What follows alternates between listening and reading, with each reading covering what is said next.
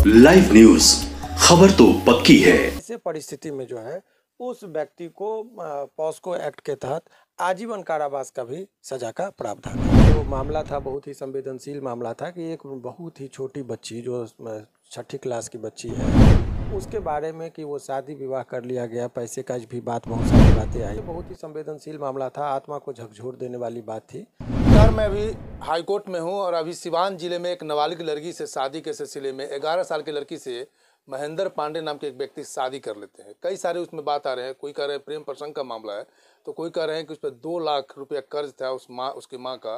वो कर्ज के बदले में उस लड़की से महेंद्र पांडे शादी कर लेते हैं। महेंद्र पांडे की उम्र तकरीबन 45 है और शादीशुदा भी है। इसी सिलसिले में हमारे साथ जुड़ रहे हैं हाई कोर्ट के वकील हैं, जाने माने वकील है शिवनंदन भारती जी हैं। उनसे हम बात करेंगे कानूनी रूप से महेंद्र पांडे के ऊपर क्या क्या कार्रवाई हो सकती है। देखिए, सबसे पहले अभी जब ये इस वीडियो को मैंने देखा तो खबर बहुत संवेदनशील थी और बच्ची का जो एक वीडियो जो अभी सोशल मीडिया पे वायरल हो रहा है, उसमें उसके बात में बहुत असंगति लगी मुझे। और वो मुझे लगा कि नर्वस है और उसको बहुत कुछ बहला फुसला के सिखा के इस तरह की बातें का वो लगा। लेकिन ओवरऑल एक बात जो एडमिटेड फैक्ट इस केस में आया कि लड़की अपने घर से दूर उस जो अभियुक्त है उनके यहाँ वो रह रही है। और ये भी बात कही जा रही है कि शादी की हुई है। कुछ और भी तस्वीर जो मीडिया कर्मी के द्वारा वो दिया गया, उससे भी वो प्रतीत होता है कि वो क्लोज है। और जिस तरीके से अभियुक्त का बयान, पीड़िता का बयान और पीड़िता के माँ का बयान, इससे स्पष्ट है कि वो बच्ची की जो है सो शादी उसके साथ कर दी गई।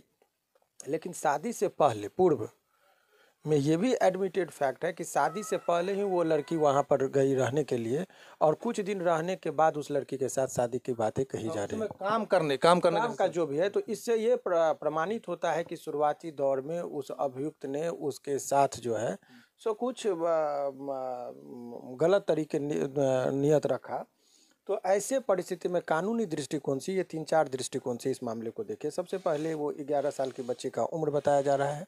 तो 11 साल की जो बच्ची है उसके सहमति और असहमति का कोई फर्क कानूनी दृष्टिकोण से नहीं पड़ता है। यदि 11 साल की बच्ची यदि वो कहती कि हाँ हम अपनी मर्जी से शादी किए, अपनी मर्जी से संबंध स्थापित किए, तो भी उसका कोई बयान का महत्व नहीं होता है।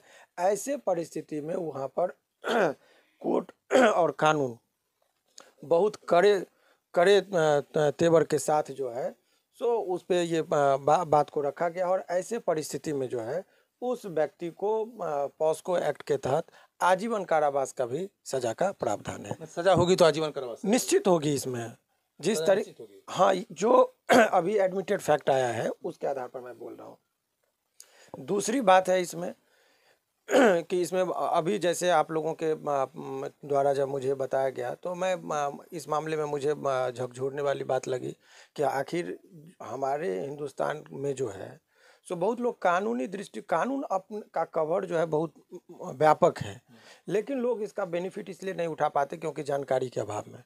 तो मुझे ये चीज़ जब देखा तो मुझे लगा कि इस पर पहल करनी चाहिए और मैं तुरंत वहाँ के थाना इंचार्ज जो उनसे बात किया। जब उस महेंद्र पांडे के बारे में पता चला कि उन्होंने 11 साल के बच्ची से शादी कर ली, तो वकील साहब, हाई कोर्ट के वकील साहब शिवनंदन भारती जी खुद बात किए थाना प्रभारी से। थाना प्रभारी से बात करने के बाद बताएंगे कि आखिर हुआ क्या बात हुई आपको थाना प्रभारी से। देखिए, दरअसल ये जो मामला था बहुत ही संवेदनशील मामला था कि एक बहुत ही छोटी बच्ची जो 6ठी क्लास की बच्ची है, उसके बारे में कि वो शादी विवाह कर लिया गया, पैसे का भी बहुत सारी बातें आई जो प्रथम दृष्टया इंटरव्यू के माध्यम से। तो ये बहुत ही संवेदनशील मामला था, आत्मा को झकझोर देने वाली बात थी। तो वो कानूनी दृष्टिकोण से मैं ये जानना चाहा कि इतने संवेदनशील मामला पर जो लाखों लोगों ने देखा, तो क्या वहाँ के संबंधित थाना को खबर है कि नहीं इस बात का। चूँकि कॉग्निजेबल ऑफेंस के रिगार्डिंग आपको मैं बता दूं कि किसी भी माध्यम से यदि थाना को खबर होती है तो वो उस पर एक्शन में आती है। तो ये एक बहुत बड़ा ये था, संवेदनशील मामला था। तो अभी जैसे ही हमारी बात थाना इंचार्ज से हुई, मैं इस बात की पुष्टि करना चाहा और उन्होंने अपनी संवेदनशीलता थाना भी बहुत गंभीरता से इस मामले को ली है और थाने ने भी अति संवेदनशीलता दिखाते हुए अभियुक्त के ऊपर FIR के बाद गिरफ्तार भी किए हैं। और इस बात की जानकारी जब मैंने अभी फ़ोन पे पूछा उनसे मोबाइल पर, तो उनके थाना इंचार्ज ने बताया दरअसल ये बाल संरक्षण इकाई को भी मैं इसमें तैयारी करके उनको भी अवगत कराने का ये प्लान किया। और उससे पहले मैं सोचा कि वस्तुतः स्थिति वहाँ के जो लोकल थाना इंचार्ज हैं वही बताएंगे। और इस आधार पर ये देखिए जघन्य अपराध है। 11 बच्चे की मासूम बच्ची 11 वर्ष जो छठी क्लास की है, उसके सहमति और असहमति का कोई सवाल नहीं है। शादी उसकी होनी नहीं चाहिए, संबंध स्थापित नहीं होना चाहिए। और ऐसे परिस्थिति में जो भी घटनाएं के जिम्मेदार होंगे वो पुलिस उसको जो है सो, मुझे पूरा विश्वास है यहाँ की पुलिस जब थाना इंचार्ज ने अपनी संवेदनशीलता दिखाई है तो वो बक्से नहीं जाएंगे और गिरफ्तार भी हो गई। अब इस पूरे प्रकरण में आप देखेंगे तो अब बच्ची का जो है सो 164 का बयान होगा, चूँकि पॉस्को एक्ट भी लगना चाहिए कायदे से, 376 का भी मामला बनेगा। और ऐसे परिस्थिति में जो है बच्चे का मेडिकल होके कि उसके साथ फिजिकल रिलेशन एस्टेब्लिश किया गया है तो उस आधार पर जो है सो पॉस्को एक्ट लगेगा। उसके अलावा आईपीसी का 376 के तहत भी जो है सो उस पर कार्रवाई होगी। तो इन तमाम तरह के चीज़ों पर जो है पुलिस अपनी छानबीन करने के बाद अपना रिपोर्ट देगी। लेकिन सबसे पहले तो धन्यवाद हम देंगे वहाँ के थाना इंचार्ज को कि उन्होंने अति संवेदनशीलता दिखाते हुए इस पर जो है सो अपनी पहल स्वयं की है। चलिए, दो सवाल आता है।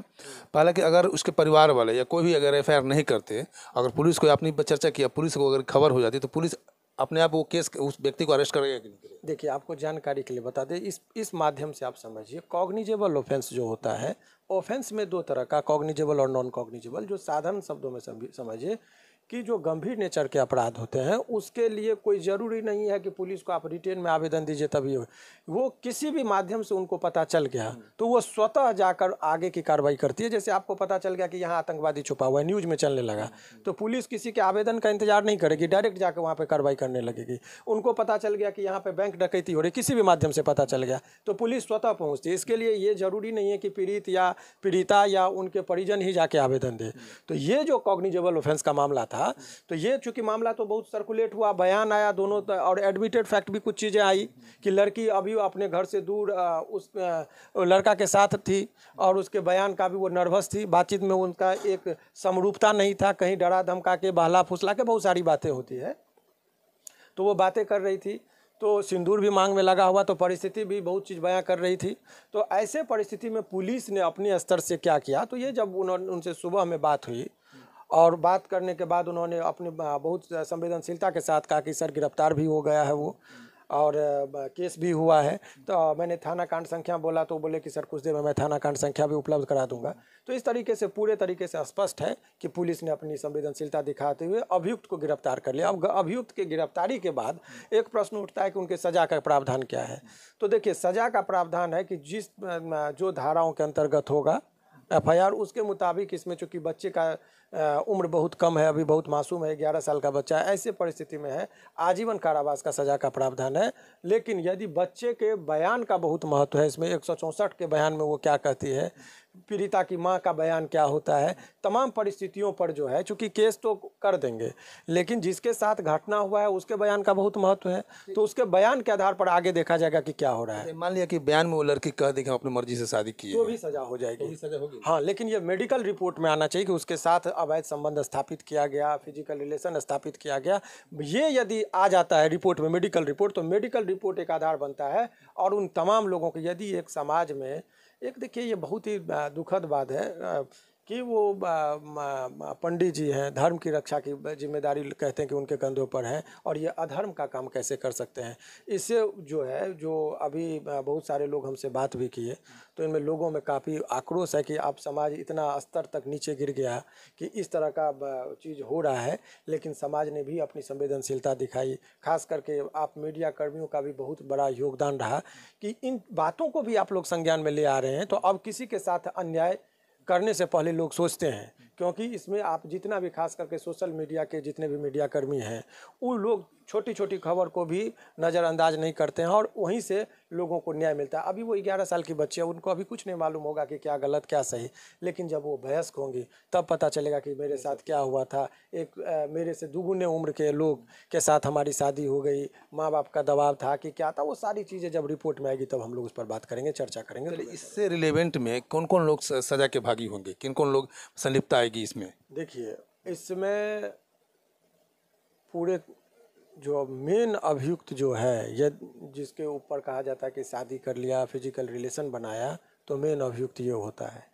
अब यदि वो साजिश के तहत उसकी माँ के परिजन भी यदि उनको पहुंचाए होंगे बहलाने फुसलाने में उनकी भी भूमिका होगी, तो वो भी एक सवाल। मैं तो बोल रहे कि मैंने उनको काम करने के लिए उनके घर पे भेजा, 3-4 दिन के बाद पता चला कि वो शादी कर ऐसे परिस्थिति में वो जो अभियुक्त है पांडे जी, उनके ऊपर जो है सो बहुत जघन्य अपराध का वो इल्ज़ाम उस पर लगेगा और वो उनके लिए कड़े से कड़े दंडों का प्रावधान है, वो बच नहीं सकते हैं। और पुलिस जो है अपने संज्ञान में जब ले ली है मामला को, तो वो मुझे पूरा विश्वास है कि ये जो है सो सच्चाई को लेके आएंगे और वो व्यक्ति बचेगा नहीं। और मैं आपको बोल रहा हूँ कि चूँकि आप लोगों की जो जितनी संवेदनशीलता है और हम लोग भी हैं, उस बच्ची को पूरा सहयोग करेंगे ताकि उसके साथ कोई भी आदमी गलत और अवैध संबंध स्थापित ना करे।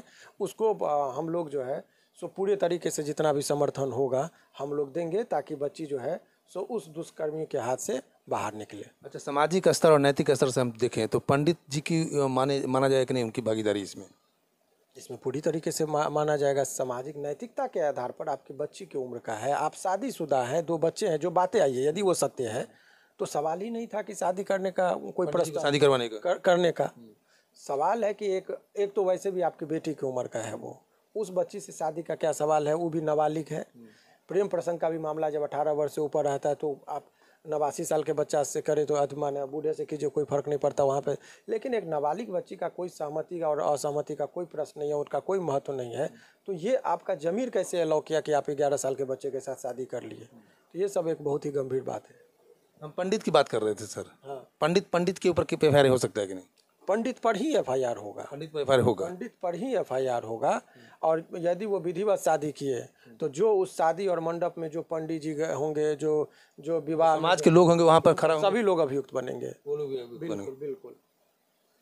चलिए, ये सामाजिक स्तर से नैतिक स्तर से भी जो भी लोग उस शादी में शामिल थे, समाज के लोग जो शादी में सहभागिता दिखाएं, उन लोगों पर भी एफआईआर होगा। उच्चारण की वो भी जाएंगे। बिल्कुल। अगर पंडित जी पर एफआईआर होता है, 1 मिनट में मान लिया जाए, क्योंकि आने वाले समय में कोई पंडित जी दोबारा इस तरह की गलती नहीं करे, अगर उनको सजा होगी तो कितने दिन की सजा होगी? नहीं, वो तो देखा जाएगा कि उनकी इन्वॉल्वमेंट क्या है। लेकिन यदि पंडित जी वगैरह भी इसमें, मुझे लगता नहीं कि इतनी विधिवत शादी हुई होगी, लेकिन विधिवत हुई होगी तो पंडित जी की भी भागीदारी बनेगी। विधिवत नहीं होता है झटपट शादी तो भी उसमें जितने लोग सहयोग किए होंगे सभी लोगों पर तो हो गई। बिल्कुल, जो 5 मिनट में शादी हो या 10 मिनट में शादी, बिल्कुल लोग तो थे प्रेजेंटेशन थे वहाँ पर। हाँ, तो जो भी लोग वहाँ प्रेजेंट थे, पंडित जी आप लोग सुन लीजिए, अगर आप इस तरह शादी भविष्य में करवाते हैं तो आपके ऊपर भी एफआईआर होगा। और सिवान वाले घटना में जो पंडित जी शामिल हैं उनके ऊपर भी पुलिस कार्रवाई होगी। अगर पुलिस कार्रवाई नहीं होगी तो हम लोग उस पर दखल करेंगे। मैं शंभू कुमार, कैमरामैन राजेश के साथ, पटना। लाइव न्यूज, खबर तो पक्की है।